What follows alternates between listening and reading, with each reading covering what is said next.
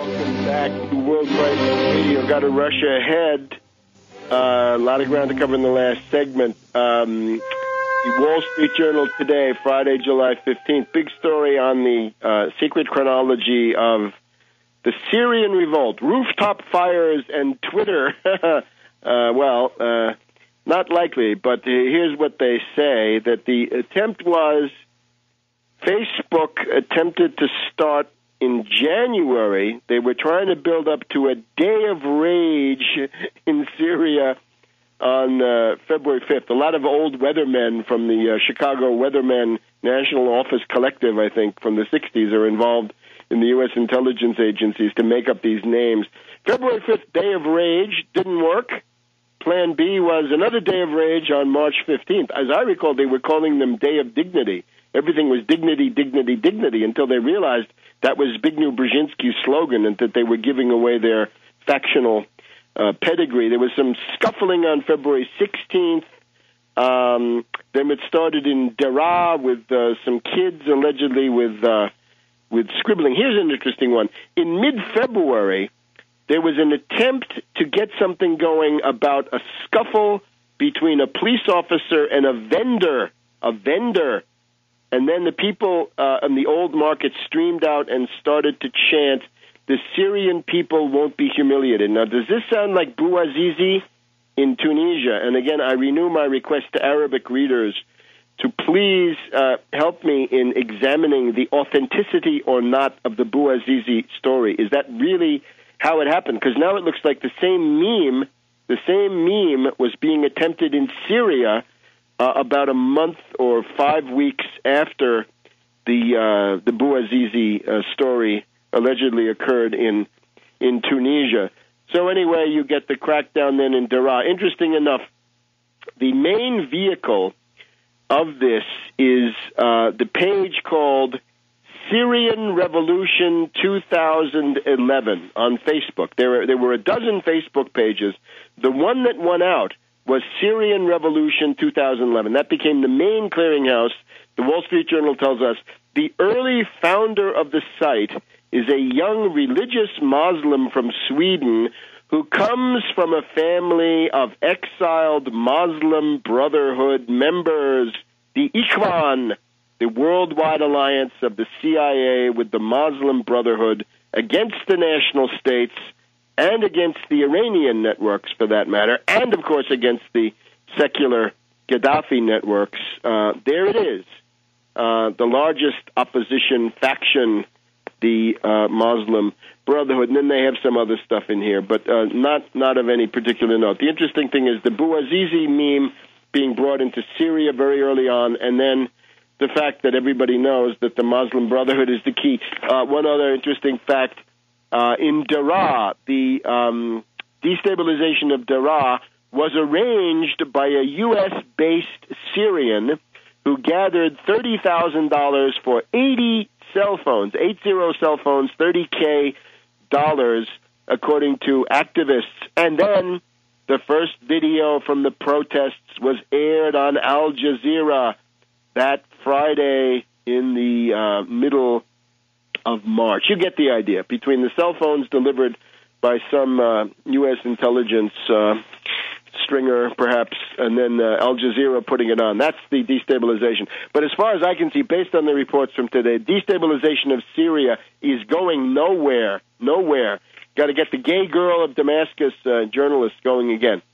Now, switching to the subcontinent, naturally always concerned about Pakistan. This is in many ways the biggest of the war stories currently going on. We've had these bombs in Mumbai, Bombay this week.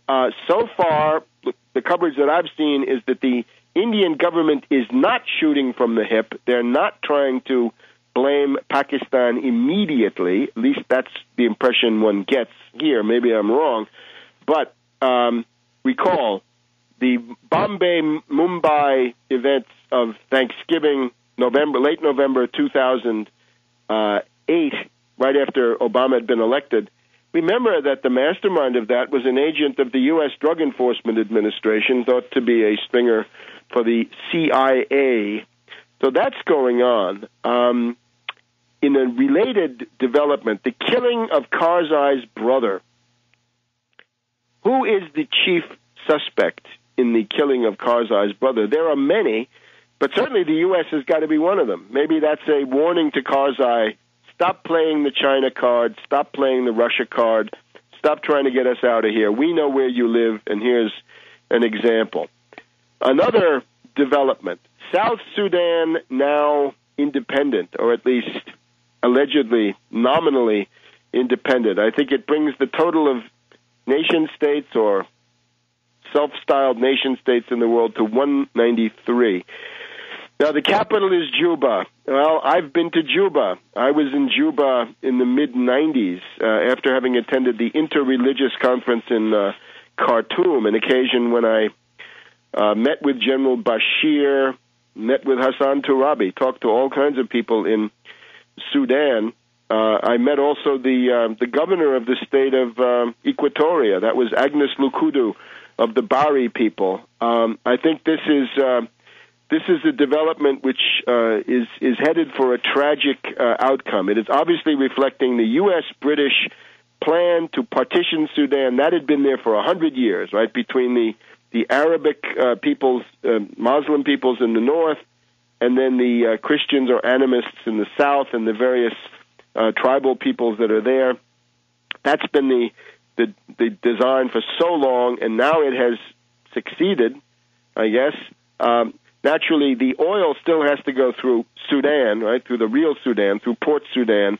One interesting measure to see if this government in the south is serious, the big thing that has to be done in South Sudan is to drain the Nile swamps, the so-called Sud.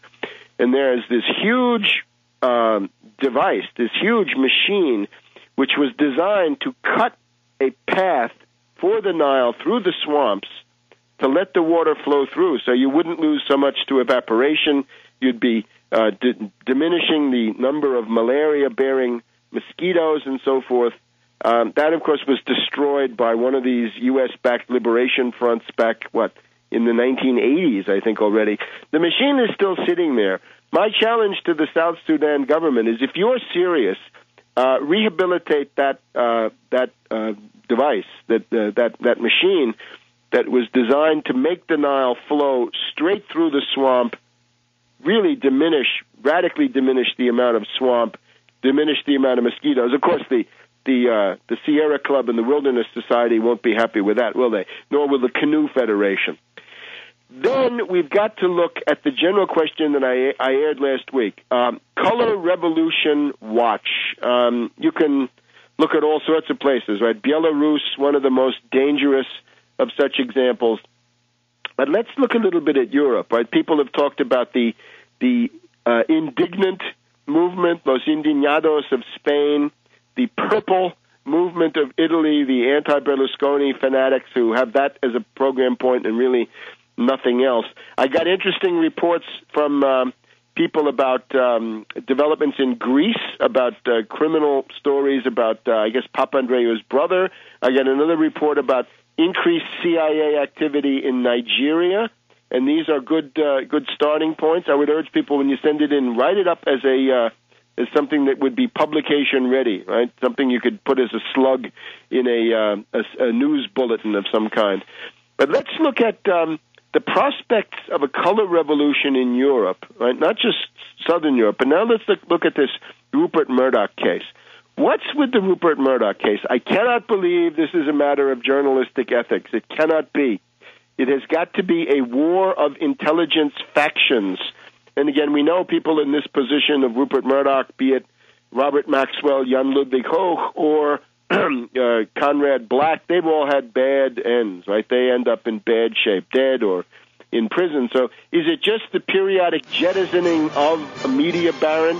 I think not. I think we have to look at the hypothesis, at least, that the Rupert Murdoch case is, in fact, an attempt to possibly detonate a color revolution in the United Kingdom for the purpose of destroying the existing institutions and advancing the fascistization of the country. Anyway, Rupert Murdoch may come down in the U.S. Foreign Corrupt Practices Act.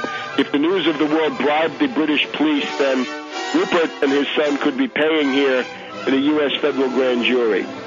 We'll see you next week. Keep up in the meantime on Tarpley.net and on the Twitter feed, Webster G. Tarpley. See you next week on World Crisis Radio.